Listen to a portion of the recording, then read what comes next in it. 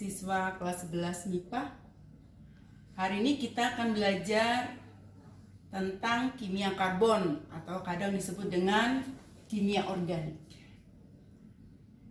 Apa yang dipelajari dalam kimia karbon atau kimia organik adalah kita mempelajari senyawa-senyawa karbon. Apa itu senyawa karbon? Adalah senyawa yang tersusun atas atom karbon dan hidrogen. Jadi minimal ada C dan H. Bisa ditambah dengan atom oksigen, nitrogen, fosfor, belerang, halogen. Halogen itu golongan 7 bisa F, Cl, Br, I. Atau atom-atom unsur yang lain. Jadi minimal ada C dan H. Sehingga kalau CO2 senyawa karbon bukan. Dia ada C tapi nggak ada H. Maka CO2 bukan senyawa karbon. H2O. Nah, ada H, nggak ada C. Dia juga bukan senyawa karbon. Tapi kalau misalnya asam cuka, CH3COOH. Ada C, ada H. Nah, berarti ini adalah senyawa karbon. Atau LPG C4H10 butana.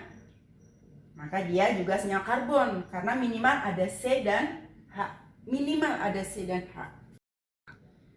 Nah, berarti senyawa karbon paling sederhana hanya mengandung karbon dan hidrogen saja sesuai syarat minimalnya atau disebut juga dengan hidrokarbon.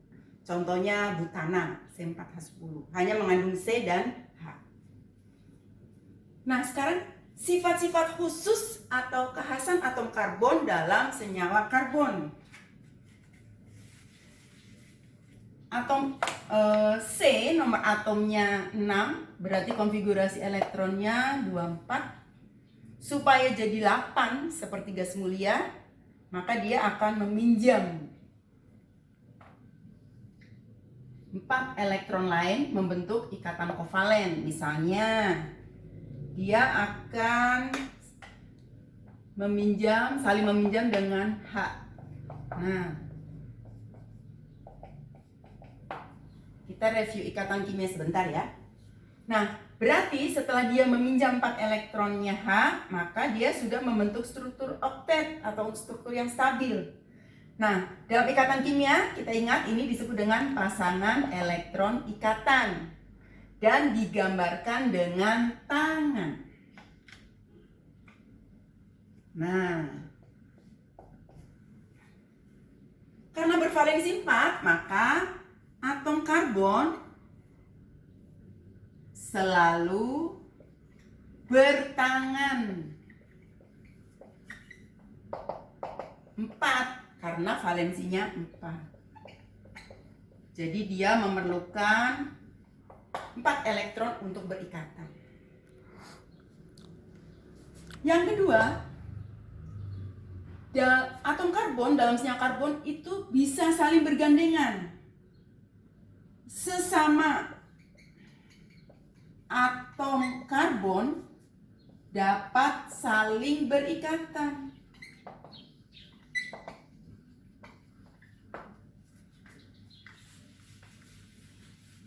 Dan membentuk rantai karbon. Rantai karbon.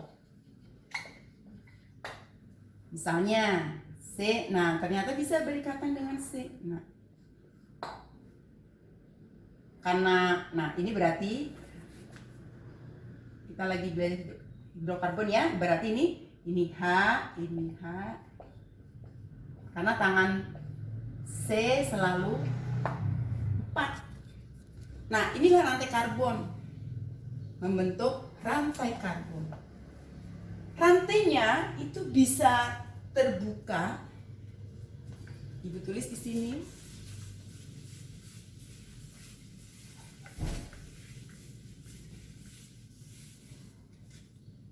Rantai karbon bisa terbuka rantai terbuka Disebut juga dengan alifatik. Terbuka. Kita gambarkan bisa dengan begini. Nah, terbuka. Ujung-ujungnya tidak saling bertemu. Atau rantai tertutup. Rantai tertutup. Atau disebut dengan siklik atau alisiklik. Misalnya, nah, 3 siklopropana ya. Kalau misalnya 4, nah berarti siklobutana. Nah, ini kan tangannya udah 2, dia tinggal tambahin H2. H2. H. Ini bisa ditulis langsung H2, H2 begitu. Karena atom C tangannya selalu 4. Nah, yang rantai terbuka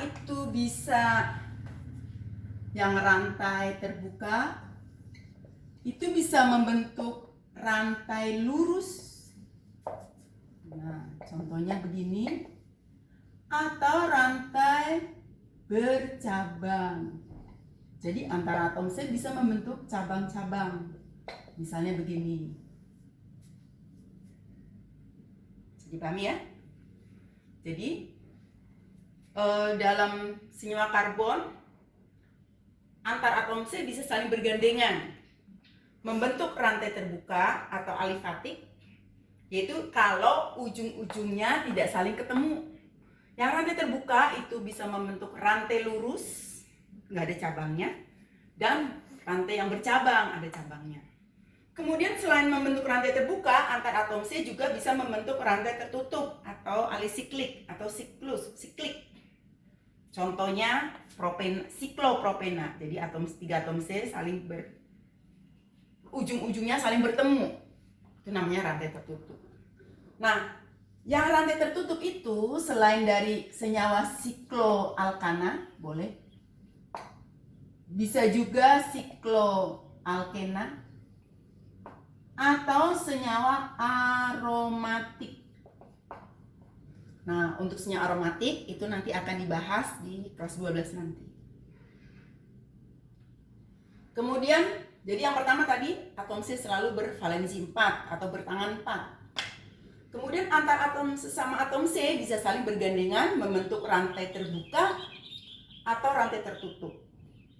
Nah, yang rantai terbuka bisa rantai lurus atau bercabang. Sekarang, kekhasan atom karbon yang ketiga, posisi atom C dalam senyawa karbon. Itu ada atom C primer, ada atom C sekunder, atom C tersier, dan atom C kuartet. Apa itu atom C primer? Yaitu atom C yang terikat pada satu atom C lain. Atom C yang terikat pada satu atom C lain. Bagaimana dengan atom C sekunder? Berarti atom C yang terikat pada 2 atom C lain. Tersier terikat pada 3 atom C lain, dan kuartener terikat pada 4 atom C lain. Lihat contohnya. Misalnya senyawa. Nah, Ibu beli contoh dulu.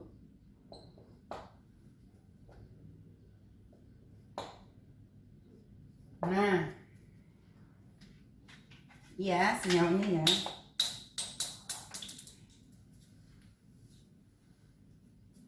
Nah, berarti ini terikat pada satu atom C lain di ujung sini doang kan?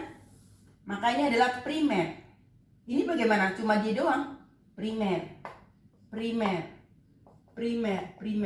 Jadi atom C primer itu pasti atom C yang di ujung, karena dia hanya menggandeng satu atom C lain. Bagaimana dengan ini? Nah, dia menggandeng kiri dan kanan doang kan?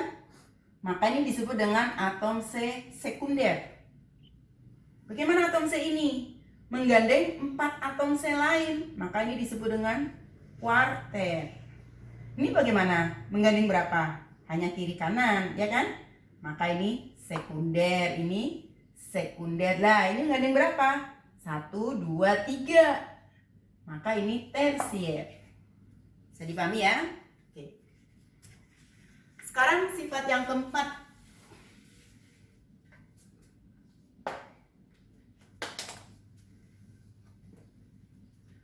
Antar atom C bisa membentuk